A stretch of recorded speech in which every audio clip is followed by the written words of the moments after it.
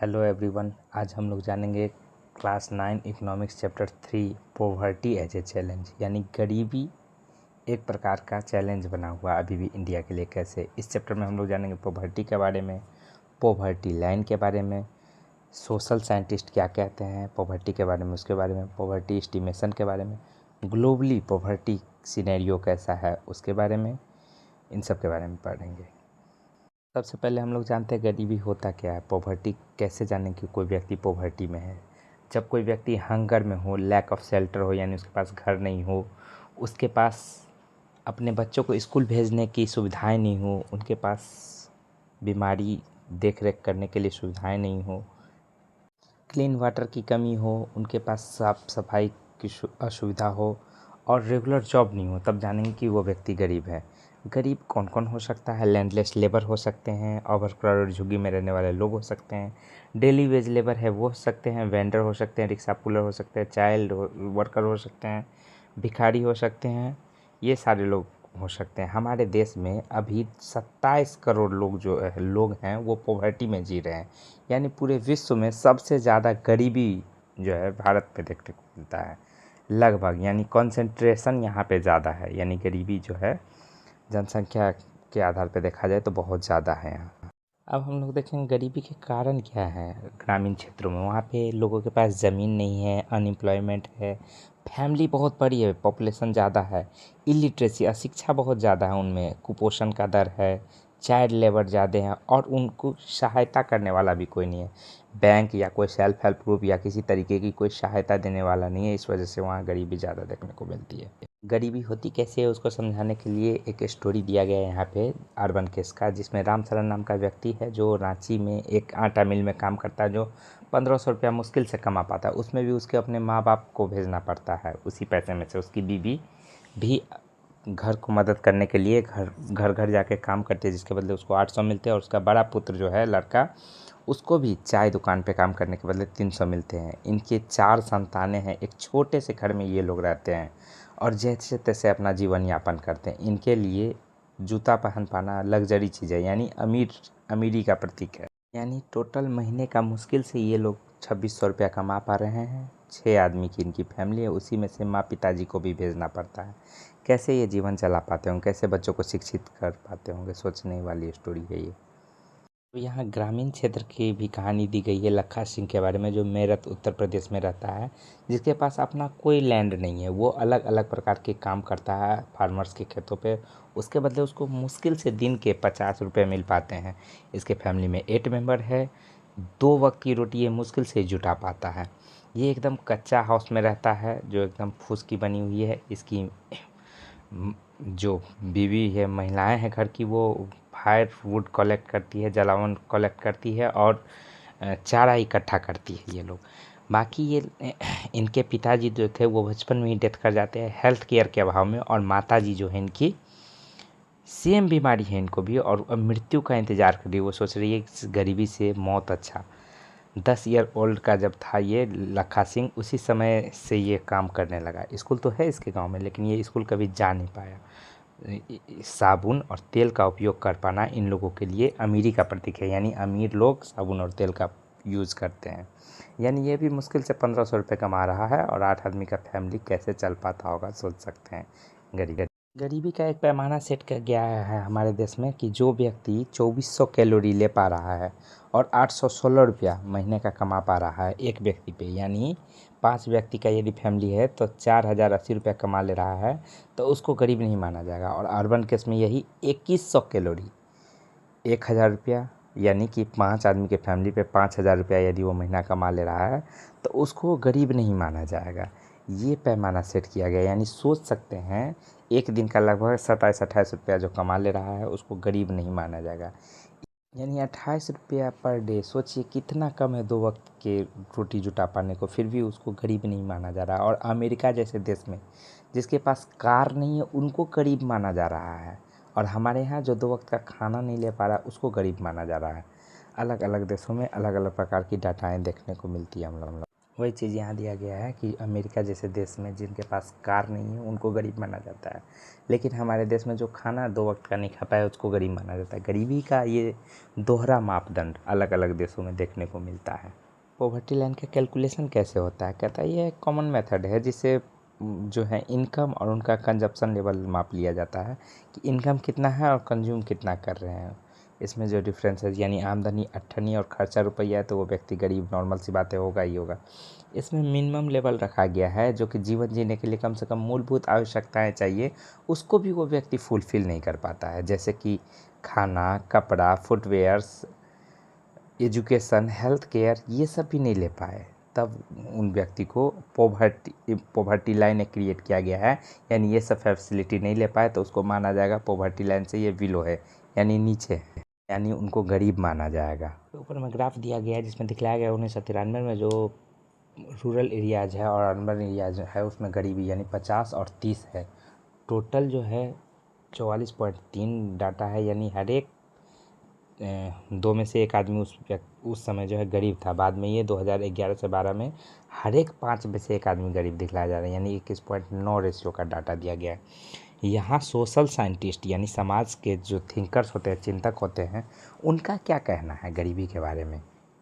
ने कुछ social indicators दिए हैं जिससे जाना जा सकता है कि कौन सा व्यक्ति गरीब है, जैसे शिक्षा दर, लिटरेसी रेट, रोग प्रतिरोधक क्षमता यानी कि उनमें lack of access health care है और सेफ ड्रिंकिंग वाटर का अभाव है तो इनको गरीब माना जाएगा इन लोगों को। सोशल एक्सक्लूजन क्या होता है? सामाजिक बहिष्कार, यानी लोगों को आम सुविधाएं जो है वो भी नहीं मिल पाती है। जो अन्य लोगों को सुविधा तो मुहैया है लेकिन इन लोगों को नहीं, यानी एक तरीके से इनका बहिष्कार होता है, अलगाव होता है इन लोगों के साथ।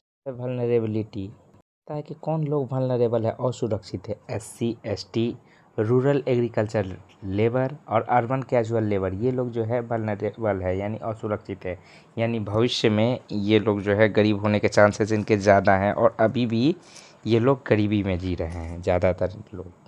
अर्बन लोग जो हैं, अर्बन गरीब यानी कि शहरी गरीब जो हैं, उनके द्वारा क्या क्या प्रॉब्लम फेस की जाती है? यहाँ पे इन लोगों को हाउसिंग फैसिलिटीज़ नहीं है, अनहाइजीन इन्वायरमेंट मिलता है, साफ़ सफाई का अभाव रहता है, सोशल सिक्योरिटी नहीं है, कोई भी इनके साथ कैसा भी व्यवहार कर लेता है तो इनसे इनके मन पे भी बहुत ज़्यादा आघात पहुँचती है। हेल्थ और एजुकेशन की सुविधाएँ इनको बहुत ज़्यादा नहीं मिलती है। यहाँ पे एक ग्राफ दिया गया है ऊपर, जो सबसे वल्नरेबल ग्रुप है, यानी कि यहाँ पे शेड्यूल्ड ट्राइब जो है सबसे ज़्यादा वल्नरेबल है, उसके बाद शेड्यूल्ड कास्ट, उसके बाद हम लोग देख रहे हैं कि रूरल एग्रीकल्चर, और धीरे धीरे करके देख रहे हैं लास्ट में एवरेज इंडियन लोगों का जो है वो 26% है, गरीबी का आकलन किया गया है। अलग अलग लोगों में गरीबी का आकलन भी अलग अलग एक ही समाज में देखने को मिलता है। कौन से लोग हैं जो गरीबी में आते हैं? जिनके पास घर का अभाव हो, जिनके पास वाटर रिसोर्स नहीं हो, जिनके पास फूड इनसिक्योरिटी हो, खाने का 2 वक्त का रोटी नहीं जुटा पाए, जो फिजिकली डिजेबल्ड हो यानी विकलांग लोग, जिनके पास हेल्थ सुविधाएं नहीं हो, अनएम्प्लॉयमेंट रहे और सर्विस भी नहीं हो, यदि करना चाहे जितना वेतन अभी चल रहा है उतने पे भी फिर भी उनको सर्विस नहीं मिले, और जेंडर डिस्क्रिमिनेशन जहाँ पे देखने को मिलता है वहाँ पे गरीबी व्याप्त होता है, यानी पुरुष और महिला एक ही जगह यदि काम करें तो उनमें मतभिन्नता दिखती है, अलग अलग प्रकार से उनका जो वेतन स्किल्स दिया जाते हैं। भारत देश के अंदर अलग अलग राज्य हैं, उन अलग अलग राज्यों में भी गरीबी अलग अलग देखने को मिलती है। सबसे गरीब राज्य बिहार है, उसी के आसपास उड़ीसा, आसाम, मध्य प्रदेश, ये सब जो राज्य है गरीब है। पंजाब जो राज्य है वो गरीबी से अपने आप को समृद्ध कर पाया एग्रीकल्चर ग्रोथ के कारण। केरल में एजुकेशन के कारण, वेस्ट बंगाल में लैंड रिफॉर्म के कारण, और आंध्र प्रदेश और तमिलनाडु में पब्लिक डिस्ट्रीब्यूशन सिस्टम जो है यानी अनाज जो बांटा जाता है सरकार के द्वारा, तो वहाँ पे देखते हैं कि यहाँ की जो सुविधाएं हैं वो अच्छी हो पाई और बिहार पिछड़ गया। यानी अलग अलग राज्यों में देखेंगे तो अलग अलग राज्यों में अलग अलग प्रकार की गरीबी देखने को मिलती है। सबसे गरीब राज्य यहाँ पे बिहार है। इन सब के बावजूद भी हम लोग तो गरीब राज्य है, लेकिन गरीबी के बावजूद हो गंगा बेच के चुमा ले हम बैसाख में।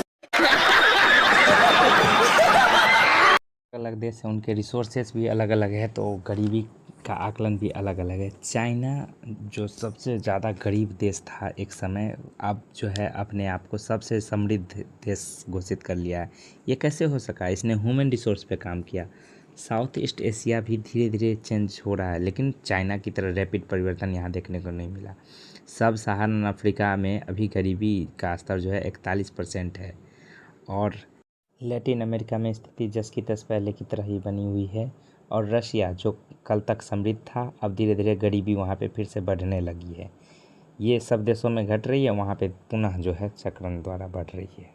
हमारे देश में इतनी गरीबी बढ़ी कैसे? कह रहा है ब्रिटिश कॉलोनियल रूल के एडमिनिस्ट्रेशन के वजह से। वहाँ पे बहुत लो इकोनॉमिक डेवलपमेंट हुए, लो रेट ग्रोथ है 1980 के बाद। 1980 तक जो है बहुत लो ग्रोथ रेट रहा हम लोग का। जॉब अपॉर्चुनिटीज नहीं थी, पॉपुलेशन जो था बहुत ज़्यादा बढ़ रहा था और बहुत सारे इनकम के इनइक्वालिटीज़ देखने को मिलती है। कोई अंबानी है तो कोई ठेला खींच रहा है और अनइक्वल डिस्ट्रीब्यूशन ऑफ लैंड है। इसकी वजह से भी असमानताएं देखने को मिलती है। किसी के पास 100 बीघा ज़मीन है और किसी के पास एक धुर भी नहीं।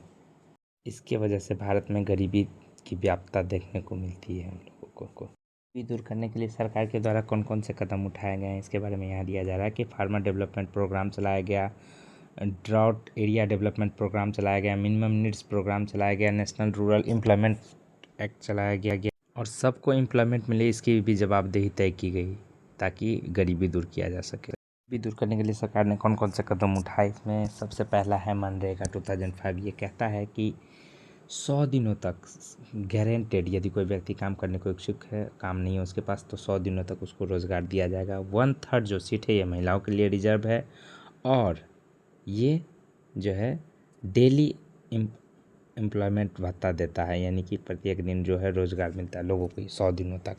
इसके सिवा बहुत सारे अन्य प्रोग्राम चलाए गए हैं जिसमें स्वरोजगार योजना है, PMRY और REGP। उसके सिवा SGSY जो है बैंकों द्वारा लोगों को समृद्ध बनाने की कोशिश किया गया है और आय योजना है, यानी कि सभी को जो है अन्य योजना से लाभान्वित किया जाए गरीबों को।